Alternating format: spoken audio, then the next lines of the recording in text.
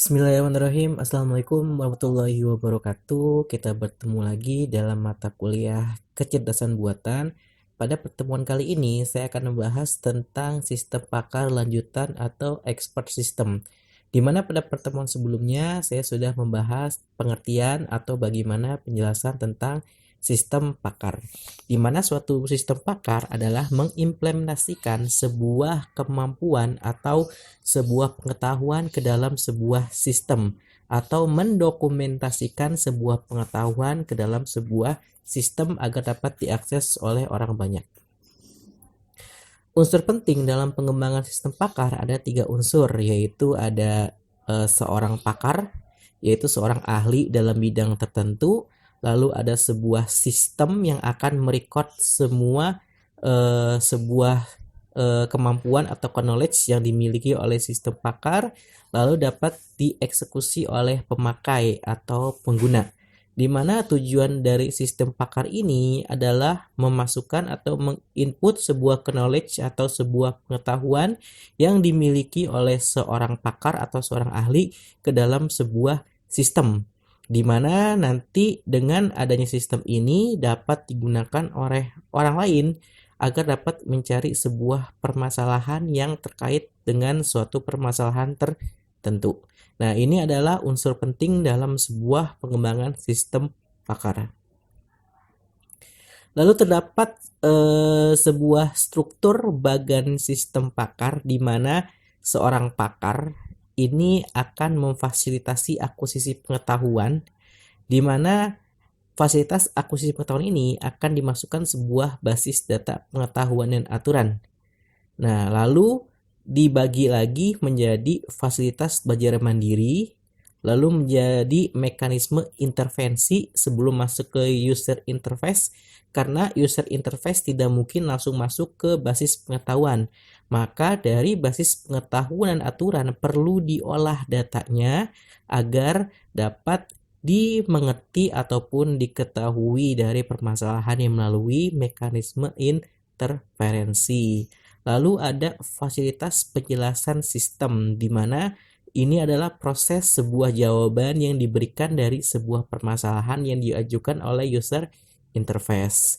Nah, ini adalah proses dari struktur bagan sistem pakar, di mana sebuah basis pengetahuan semata-mata tidak hanya diinput ke dalam sebuah database, tetapi perlu ada interferensi antara mekanisme intervensi dan juga fasilitas belajar mandiri, di mana fasilitas belajar mandiri ini akan mengupgrade sebuah tentang pengetahuan baru atau sebuah fakta-fakta baru yang nantinya akan disimpan kembali ke basis data pengetahuan dan aturan. Tentunya di saat sebuah user ingin mencari sebuah knowledge atau sebuah pengetahuan tentang sebuah permasalahan tertentu, semata-mata dia tidak dapat langsung mengakses ke basis pengetahuan. Karena melalui proses mekanisme interferensi, maka sebuah pertanyaan yang akan ingin diketahui oleh user interface maka akan diproses dan difilterisasi lalu digodok di basis aturan, basis pengetahuan dan aturan. Nah, ini adalah secara singkat tentang struktur bagan sistem pakar dari seorang pakar atau seorang ahli hingga dapat tersalurkan ke user interface atau ke pemakai. Nah, ini lebih detailnya yang saya sudah bilang, ternyata ada 6 untuk komponennya, yaitu ada fasilitas akuisisi pengetahuan, lalu ada basis pengetahuan, lalu mekanisme interferensi, fasilitas belajar mandiri, fasilitas penjelasan sistem, dan antar muka. Nah, ini ya yang akan dijelaskan secara detail tentang struktur bagan. 1. Mulai dari fasilitas akuisisi pengetahuan, di mana merupakan suatu proses untuk mengumpulkan data-data pengetahuan tentang suatu masalah dari pakar. Bahan pengetahuan dapat diperoleh dengan berbagai cara seperti dari buku, jurnal, pakar di bidangnya, laporan, literatur. Sumber pengetahuan tersebut dijadikan dokumentasi untuk dipelajari, diolah, dan diorganisasi secara terstruktur menjadi basis pengetahuan. Nah, jadinya untuk tahap pertama, ketika sistem pakar ini ingin diteruskan ke user atau pengguna, maka harus mengalami proses pengumpulan sebuah fakta-fakta tentang sebuah permasalahan tertentu. Nah, tentunya harus ada beberapa literatur, boleh berdasarkan buku atau langsung sistem wawancara ataupun dengan jurnal ataupun dengan sesuatu yang memang diakui keilmuannya. Saran saya untuk fasilitas akuisisi tidak ada yang namanya dengan menggunakan blogspot ya. Karena di blogspot itu atau di Wikipedia itu setiap orang bisa mengubah isi dari suatu konten tertentu dan keahlian dalam bidangnya itu bisa dipertanyakan. Artinya ketika kita mengakses sebuah blogspot gitu ya, misalkan apa itu arti Pancasila misalkan gitu ya. Mungkin banyak nanti orang-orang bodoh yang salah mengartikan yang keilmuannya tidak diakui gitu, menulis Pancasila segala inilah Pancasila ini loh Pancasila itulah gitu ya. Padahal Pancasila ada 5 kan itu. Nah, jadinya ketika kita ingin mengakses sebuah pengetahuan, jangan sekali-kali menggunakan sebuah sumber yang tidak jelas karena akan mengakibatkan tidak validnya sebuah sistem pakar. Biasakan gunakan sesuatu sumber yang sudah direkomendasikan dan sudah sangat jelas memang sumber-sumber itu berkaitan dengan seseorang yang ahli pada bidangnya. Misalkan ahli tentang bertata negara, ahli tentang berkewarganegaraan. Nah, itu bisa kita jadikan sebagai bahan referensi. Jangan orang yang baru muncul kemarin yang tidak mengerti tentang kewarganegaraan, yang tidak mengerti tentang bersosial gitu, tiba-tiba berbicara yang ngawur gitu dan dapat kita percaya. Nah, itu yang salah. Nah, oleh sebab itu sistem pakar butuh sebuah literatur atau referensi yang memang terpercaya. Lalu ada basis pengetahuan. Adapun beberapa cara merepresentasikan data menjadi basis pengetahuan, seperti dalam bentuk atribut, aturan-aturan, jaringan semantik, frame dan logika. Semuanya bentuk representasi data tersebut bertujuan untuk menyederhanakan data, sehingga mudah dimengerti dan mengefektifkan proses pengembangan program. Dalam pemrograman visual umum disediakan sarana untuk mengembangkan tabel-tabel penyimpanan data yang terangkum dalam sebuah database. Nah, intinya sebuah knowledge atau sebuah pengetahuan yang sudah dikumpulkan, kita simpan atau kita masukkan ke dalam database dan setiap sebuah statement atau sebuah logika bisa diwakilkan oleh sebuah atribut. Sehingga ketika ada sebuah statement yang panjang, kita dapat menulisnya dengan atribut jawaban 1 atau jawaban 2 atau knowledge 1 ataupun knowledge 2 sehingga dapat mempermudah sebuah program memanggil sebuah statement tertentu ataupun sebuah kalimat fakta tertentu. Itu yang disebut dengan atribut aturan dalam bentuk sistem pakar. Mekanisme interferensi adalah bagian sistem pakar yang melakukan penalaran dengan menggunakan isi daftar aturan berdasarkan urutan dan pola tertentu. Semua proses konsultasi antara sistem dan pemakai, mekanisme interferensi menguji aturan satu persatu sampai kondisi aturan itu benar. Secara umum ada dua pihak utama yang digunakan dalam mekanisme interferensi untuk pengujian aturan, yaitu penalaran maju dan penalaran mundur atau forward researching dan reverse researching. Nah, ini adalah dalam mekanisme interferensi yang sudah saya katakan sebelumnya bahwa seorang interface atau seorang pengguna tidak semata-mata bisa langsung masuk ke dalam sebuah database. Akan tetapi, daftar sebuah keinginan atau pertanyaan yang diajukan oleh user akan diproses melalui mekanisme inferensi. Bisa berupa sebuah hipotesa. Nah, hipotesa-hipotesa ini akan diujikan dan akan dicari kebenarannya melalui database yang sudah kita buat sebelumnya dengan menggunakan metode forward reasoning ataupun reverse reasoning. Nah, ini adalah aturan mekanisme interface antara database dan juga pengguna. Di sini adalah tempat prosesnya atau menggodok sebuah hipotesa atau dugaan sementara yang diajukan oleh pengguna. Lalu terdapat fasilitas belajar mandiri. Fasilitas ini memungkinkan sistem untuk mengembangkan dirinya sendiri dengan memilah atau mengelompokkan kembali fakta yang sudah ada. Memasukkan fakta-fakta baru ke dalam basis pengetahuan merupakan hasil penelusuran. dari fakta-fakta sebelumnya dan dapat mengembalikan fakta pada mekanisme inferensi sehingga dapat dimintakan fakta lain dari pemakai melalui antarmuka pemakai. Jadi kesimpulannya pada fasilitas belajar mandiri ini diberikan sebuah keluasan untuk user atau untuk sistem dapat mengembangkan pengetahuan yang baru. Contohnya misalkan kita ingin mengetahui sebuah permasalahan belanja online di Tokopedia.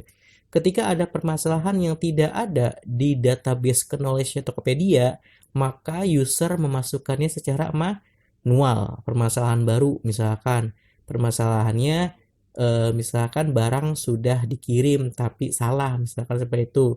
Sementara permasalahan itu belum ada di database Tokopedia. Nah, dari sistem itu, maka fasilitas belajar mandiri dapat dikembangkan secara manual, di mana sang user bisa menginput langsung permasalahan yang baru, lalu nanti akan direspon oleh seorang programmer, dan programmer akan mencoba mencari solusinya, dan akan terbentuk sebuah pengetahuan yang baru. Sehingga bila sudah terbentuk atau sudah jadi untuk permasalahan yang baru tersebut, ketika orang lain mengalami permasalahan yang sama, sudah ada jawabannya. Selanjutnya, fasilitas penjelasan sistem merupakan bagian komponen sistem pakar yang memberikan penjelasan tentang bagaimana program dijalankan, apa yang harus dijalankan kepada pemakai suatu masalah, memberikan rekomendasi kepada pemakai, mengakomodasi kesalahan pemakai, dan menjelaskan bagaimana suatu masalah terjadi. Dalam sistem pakar, fasilitas penjelasan sistem sebaiknya diintegrasikan ke dalam tabel basis pengetahuan dan aturan karena ini memudahkan perancangan sistem.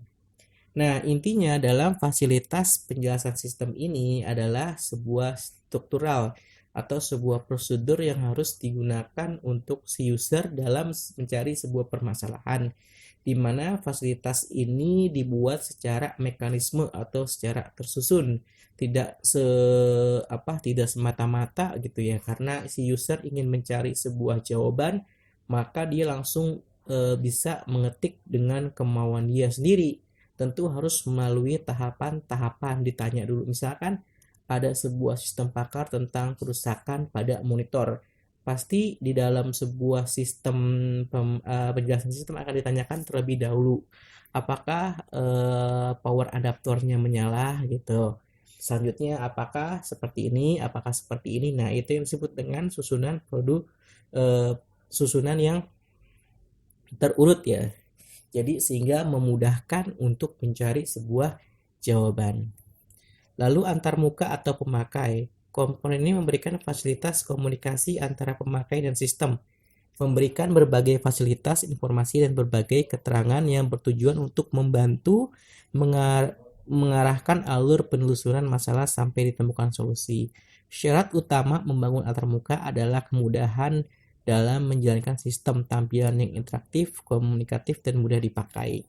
Intinya, interface atau antarmuka pemakai adalah sebuah aplikasi yang dapat dijalankan oleh si pengguna ataupun user. Nah, sarannya dalam membuat sebuah antarmuka atau interface atau program atau aplikasi dibuat semudah mungkin atau dibuat tidak menyulitkan si user untuk mengisi sebuah kolom-kolom ke ilmu pengetahuan. Sehingga sangat penting sekali seorang desainer dapat membuat sebuah aplikasi atau merancang sebuah tampilan aplikasi agar dapat mudah dipahami oleh si pengguna. Nah, dalam tahap pengembangan sistem pakar ada 6, lalu ada identifikasi, ada konseptualisasi, ada formalisasi, ada implementasi, ada evaluasi, ada pengembangan sistem. Di mana tahapan 1 adalah identifikasi. Kita harus tahu dulu apa saja yang ingin kita permasalahan apa yang ingin kita munculkan, maka perlu diidentifikasi. Permasalahan apa nih, atau sebuah nalar apa, sebuah keahlian apa yang akan kita tampilkan, yang akan kita angkat. Kita harus mengidentifikasi dari sebuah hipotesa hingga terdapat sebuah fakta-fakta baru.